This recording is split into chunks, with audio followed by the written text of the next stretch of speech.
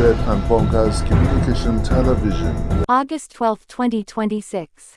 President Bola Tinubu approved the Nigerian Ports Economic Regulatory Agency (NPERA) bill. This law establishes a dedicated statutory economic regulator for Nigeria's port sector, giving full legal backing to transition and expand. This means that Nigeria's port industry has entered a new regulatory era with the formal transition of the Nigerian Shippers Council (NSC) into the Nigeria Ports Economic Regulatory Agency (NPERA) as NAGAFF President and other association commends FGC Bed and Bunkers Television brings you details. It is with gratitude and pride and profound sense of responsibility that I address you on this historic occasion following the assent by His Excellency President Bola Ahmed Tinubu, GCFR, to the Nigerian Port Economic Regulatory Agency Bill, thereby giving birth to the Nigerian Ports Economic Regulatory Agency 2026 Act. On behalf of the Governing Board, Management and staff of NPERA, I warmly welcome you and thank you for joining us at this important milestone. Historic institutional reforms. The establishment of the NPERA Act is more than the creation of another government agency. It represents a fundamental reform in the governance of Nigerian ports maritime economy and a decisive step towards a more transparent, predictable, competitive, efficient, and investment-friendly port environment. This achievement is the product of a journey spanning nearly 5 decades. A journey began with the establishment of the Nigerian Shippers Council in 1978 and evolved significantly following the concession of Nigerian seaport terminals in 2006. As a private participation increased, the need for an effective economic regulatory framework became increasingly important. In 2014, the federal government designated the Nigerian Shippers Council as the interim port economic regulator. For more than a decade, the Council discharged this responsibility by regulating tariffs, mediating disputes, protecting port users, and contributing to a more balanced port environment. Today, that journey culminates in a permanent statutory framework for port economic regulation. The NPERA Act in 2026 establishes NPERA as Nigeria's statutory economic regulator for port services and related activities.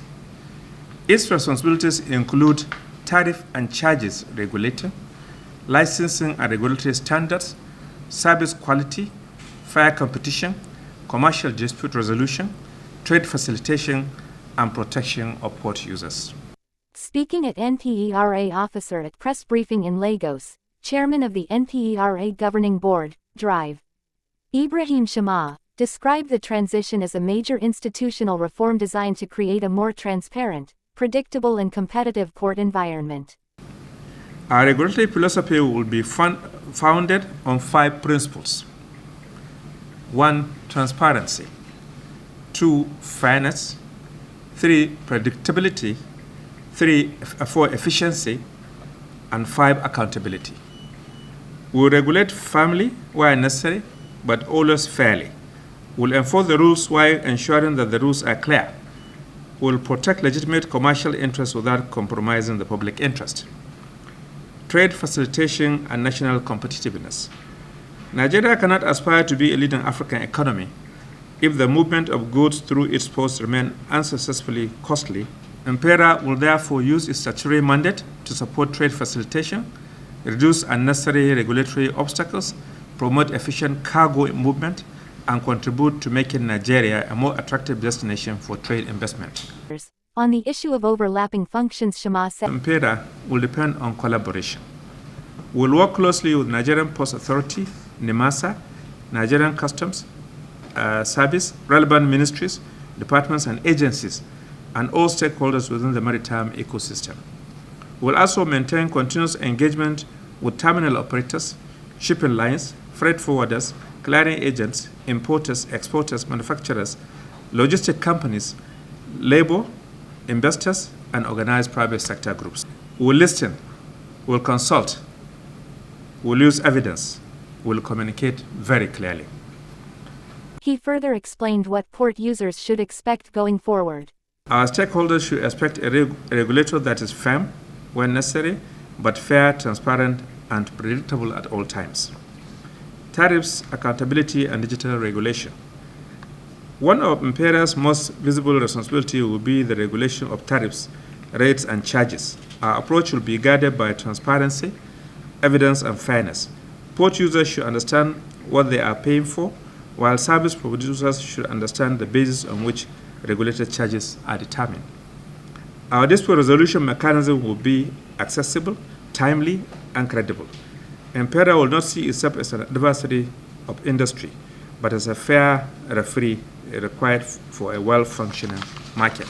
In his appreciation, he said, On behalf of the governing board, management, and staff of Impera, let me express our profound appreciation to His Excellency, President Bola Ahmed Tinubu, GCFR, for his leadership, courage, and political will in giving assent to this landmark legislation. We commend the National Assembly and relevant state, Senate, and House committees for their legislative leadership and commitment. We also appreciate the Honorable Minister of Marine and Blue Economy, Dr. Adeboyega Oyetola, for his policy direction and support along with his entire staff. Let me also put on record acknowledgement to the Executive Secretary, Chief Executive Officer Dr. Pius Akuta, and the management of staff and staff of the Nigerian Shippers Council, whose sustained advocacy, technical work, institutional commitment helped lay the foundation of this legislation. Mr. Akuta, we thank you very much for your effort. We equally appreciate the governing board, past and present, and all stakeholders who contribute ideas, observations, recommendations throughout this journey. The road ahead. Distinguished ladies and gentlemen, today is a moment for celebration, but also a moment for sober reflection. The establishment of Impera is a historic achievement, but the harder work begins now. We must translate legislation into better services, regulation into greater efficiency, transparency into lower uncertainty, and fair competition into better value, and trade facilitation into stronger national competitiveness. Before ending his speech, he measured stakeholders that the agency will do better. If we succeed, and succeed we shall by the special grace of God, Impera can become a critical institution in Nigeria's effort to reduce the cost of doing business, strengthen trade, attract investment, improve supply chain efficiency, and enhance Nigeria's position within the African and global economy. I therefore call on all stakeholders to see Impera as a shared opportunity. To our port operators, shipping lines, and service providers, we ask for cooperation and commitment to service excellence. To importers, exporters, freight forwarders, and clearing agents, we pledge a regulatory environment that is transparent, fair, and responsive. To investors, let me assure you clearly that regulatory and professional clarity and engagement will be our watchword. Executive Secretary and Chief Executive Officer of NPERA, Drive, Pius Akuta, expressed optimism that the new legislation would significantly clarify Nigeria's port regulatory environment within the next 1 to 2 years. The creation of the Ministry of Marine and Blue Economy itself, targeting the marine and blue economy resources of this country by Mr. President, was a very bold step in ensuring that Nigeria becomes fully a maritime nation. And the promises to enhance infrastructure and legal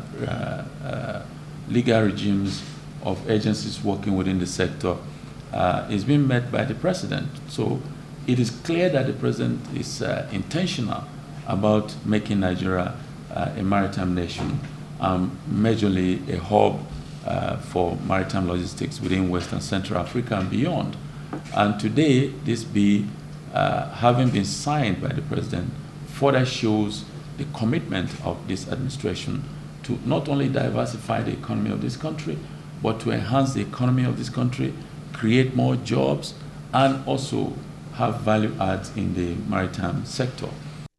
He said the new framework would enable NPERA to build a more efficient, transparent and competitive port system capable of supporting Nigeria's trade and economic ambitions. Exactly their roles and what to do in the sector going forward. We will ensure that this sector that contributes maximally to foreign exchange use and all of that will reduce the pressure that the foreign exchange has put on Naira by ensuring that our economy takes off from here and overtakes all other sectors. So I'm very grateful to Mr. President for giving us this opportunity to serve at this point, and not only the opportunity, but providing us with the tools for other stakeholders in this sector. It's a partnership. We are not competing against each other, like my chairman has rightly said, but we are working together to enhance the economy of this country, the potentials that this sector has to attain the $1 trillion economy by 2030. Speaking on behalf of NAGAF, High Chief Tochukwu Ezisi said, NAGAFF ready to collaborate with NPERA, NPA, and all stakeholders to ensure that this reform delivers on its promise of a more competitive, transparent, and globally aligned maritime sector. We urge the government to provide the necessary support and call on all operators to embrace this change in the collective interest of Nigeria's trade and economic growth. The creation of NPERA is a transformative milestone that will rebalance Nigeria's port governance. A Lagos-based maritime expert Oki Ibeke was of the opinion that NPERA should remain the economic referee, while NPA should remain the port authority and landlord. The distinction does not weaken NPA, rather it gives the NPA greater clarity over its core responsibilities while allowing NPERA to concentrate on its own mandate. The Africa Association of Professional Freight Forwarders and Logistics of Nigeria APFLAN has congratulated the Council and comprehensive reform a priority under the new legal framework.